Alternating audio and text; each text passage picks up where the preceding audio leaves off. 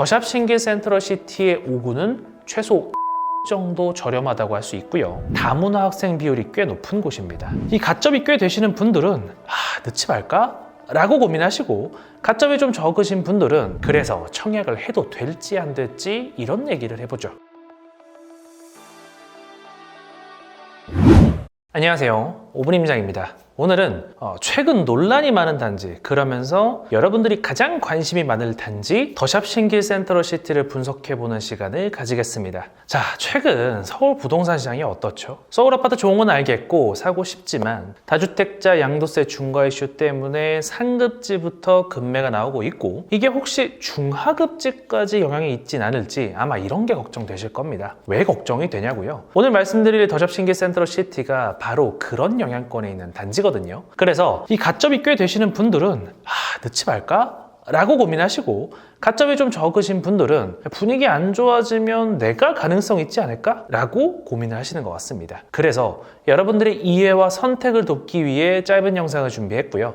오늘은 이렇게 진행이 됩니다. 자, 첫 번째로는 더샵 신길 센트럴시티의 대략적인 스펙과 입지를 살펴보고, 두 번째로는 더샵 신길 센트럴시티의 상품성, 마지막 세 번째로는 그래서 청약을 해도 될지 안 될지 이런 얘기를 해보죠.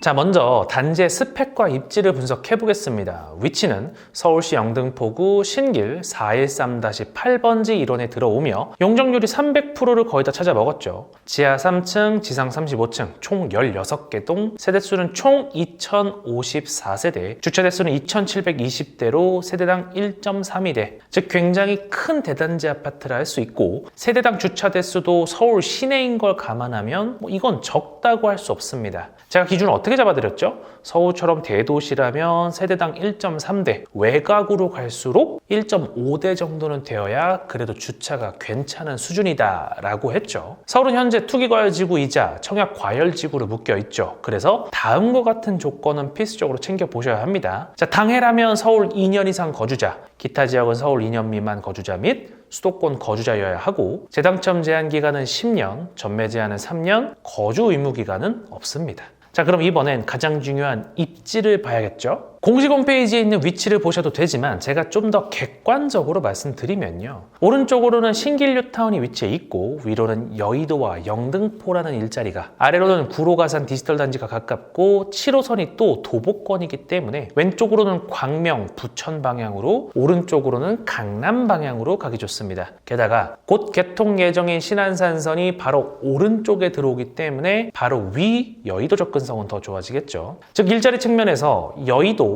구로가산, 강남 접근성이 상당히 괜찮고, 주거 측면에서 인근에 신길 뉴타운이 있기 때문에 신길 뉴타운의 시세를 어느 정도 따라붙는 게 가능하겠죠. 근데 제가 좋은 얘기만 해드릴 수 없겠죠. 지도에서 위치를 좀 더 확대해보면 단지 바로 왼쪽에 도신초가 붙어있는 건 좋으나 다문화 학생 비율이 꽤 높은 곳입니다. 2014년 기준 전체 학생의 46% 정도가 다문화 학생이고, 이들은 대부분 아시죠? 다문화 학생 비율이 높은 이유는 인근을 보시면 대충 짐작이 되실 겁니다. 바로 더샵 신길 센트럴시티가 위치한 이곳이 빌라 단지들로 둘러싸여 있으며, 이곳의 전월세 가격이 싼 편이라 인근에서 근무하시는 외국인 분들이 많이 계시기 때문이죠. 7호선 왼쪽으로 대림역 그리고 남구로역으로 이어진다는 건 여러분들이 익히 짐작할 수 있는 바로 그 근거고요. 바로 이 지점에서 여러분들이 해당 단지를 청약해도 될지 아니면 안 될지가 고민되시는 걸 겁니다.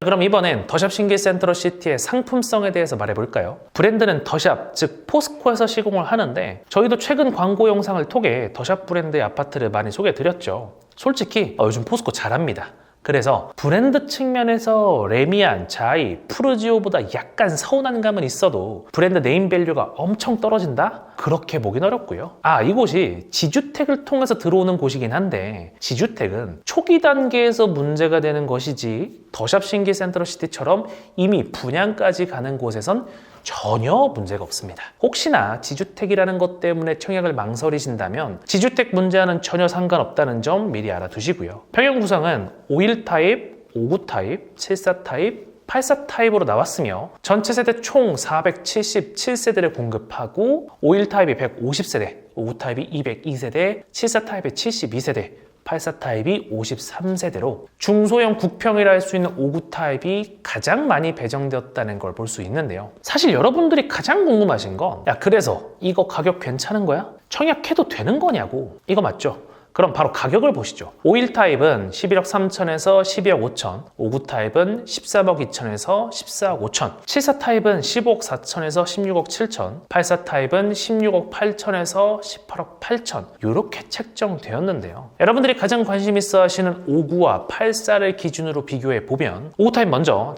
오른쪽에 신길뉴타운 신축은 통상적으로 17억 전후의 시세를 형성하고 있기 때문에 더샵 신길 센트럴시티의 59는 최소 2억 정도 저렴하다고 할 수 있고요. 84 타입은 역시 신길뉴타운의 단지를 기준으로 19억 전후의 시세를 형성하고 있기 때문에 더샵 신길 센트럴시티의 84는 인근 단지의 시세와 유사하게 나왔다고 볼 수 있습니다. 근데 문제가 되는 건 뭐죠? 더샵 신길의 입지가 신길뉴타운 중심부보다 떨어지기 때문에 훨씬 더 저렴해야 되는 거 아니냐 이거죠. 이 부분에 대해서 제 개인적인 결론을 내려드리면 입지가 신유에 비해서 약간 떨어지는 건 맞으나 현 시점 서울 부동산 시장이 신축에 주는 프리미엄의 가중치를 더 높여야 한다는 겁니다. 그래서 59든 84든 저는 꽤 경쟁력 있는 가격으로 나왔다 생각하며 특히 59는 굉장히 매력적이다 라고 말씀드릴 수 있겠습니다. 자, 그럼 마지막으로 더샵 신길 센트럴시티에 대한 종합 의견을 말씀드릴까 합니다. 저는 사실 이 분양가가 나오기 전에는 인근 신축보다 약간 더 비싸더라도 그냥 해라. 어차피 완공될 때는 훨씬 더 올라 있을 거다. 이런 조언을 드릴까 했었습니다. 근데 인근 신축 대비 비슷하거나 59 같은 경우 확실한 안전마진이 있다고 보입니다.